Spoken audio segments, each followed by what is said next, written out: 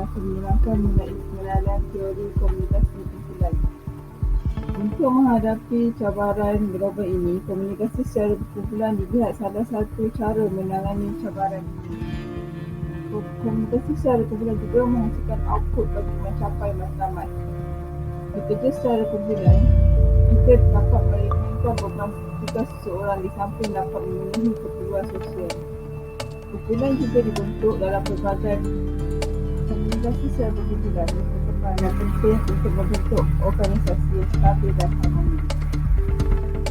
Pekerjaan yang dilakukan secara berkumpulan lebih efisien dan efektif berbanding yang dilakukan secara individu.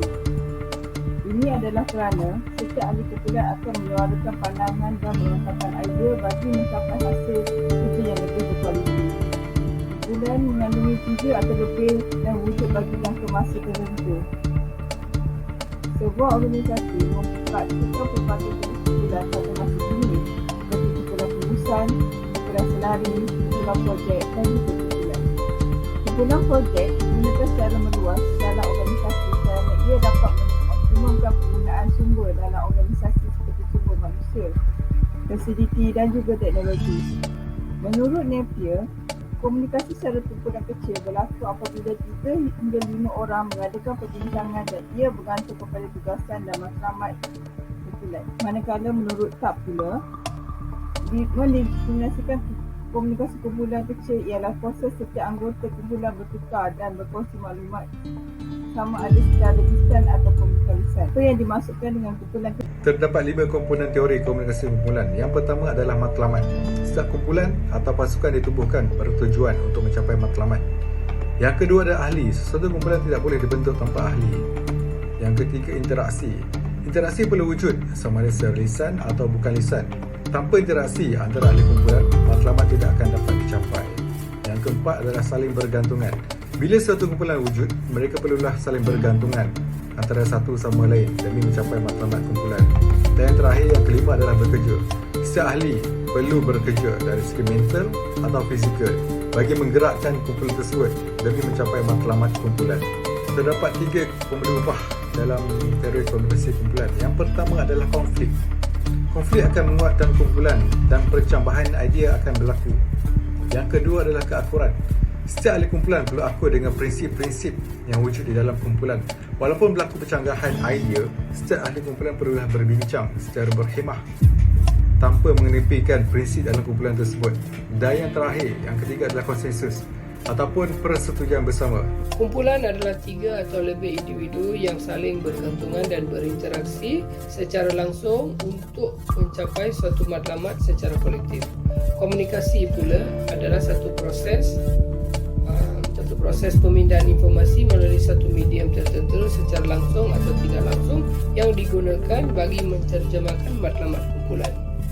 Komunikasi kumpulan boleh dibahagikan kepada beberapa, iaitu secara bersemuka, dengan hiburan dan sebagainya. Teori komunikasi adalah satu cabang pemikiran di mana sistem penyampaian maklumat adalah terdiri daripada komponen-komponen yang bercirikan komunikasi yang saling berhubung kait.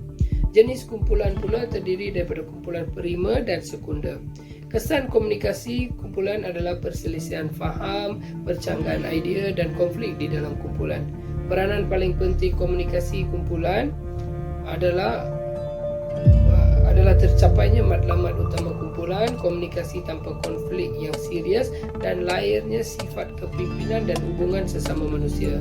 Komunikasi merupakan salah satu penyumbang penting dalam pengurusan sebuah kumpulan kerana ia menjana kepada proses gerak kerja ke arah mencapai matlamat penubuhan kumpulan tersebut.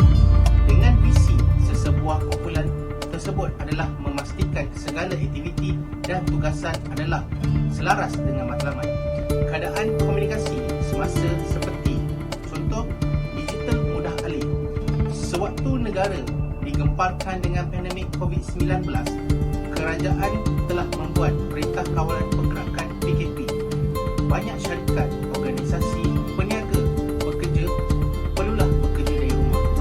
Dengan digital mudah alih, mereka dapat melaksanakan tugas sebaik mungkin semasa berada di rumah. Sebagai contoh, menggunakan aplikasi Zoom untuk bermesyuarat atau memantau kerja dari rumah. Pemimpin yang cekap dalam kumpulan atau organisasi terdapat dua kategori, iaitu ketua dan pekerja. Ketua adalah mereka yang bertanggungjawab memastikan pekerja melakukan kerja dan tugasan yang diberi. Seseorang pemimpin yang cekap seharusnya mengenal pasti isu atau masalah yang ada bagi memastikan kerja dapat dilaksanakan dengan sehabis baik. Tempat kerja yang positif. Persekitaran dapat mempengaruhi ahli-ahli dalam kumpulan melaksanakan tugas. Memberi kesan positif di tempat kerja akan membuat pekerja lebih bermotivasi serta cemerlang apabila melaksanakan tugas yang diberi. Hubungan baik sesama rakan. Kumpulan yang baik adalah mereka mempunyai kerjasama dan kesefahaman yang baik di antara mereka. Mereka haruslah saling membantu secara profesional untuk mencapai matlamat sesama mereka. Teori komunikasi kumpulan memerlukan interaksi di antara individu, 3 orang atau lebih dalam situasi membuat keputusan dalam organisasi di antara mereka. Analisis daripada teori ini menghubungi 2 kumpulan, iaitu kumpulan utama dan kumpulan sekunder. Kumpulan utama berhubungan komunikasi dengan nilai kasih sayang dan tidak formal seperti ahli keluarga, jiran dan sebagainya.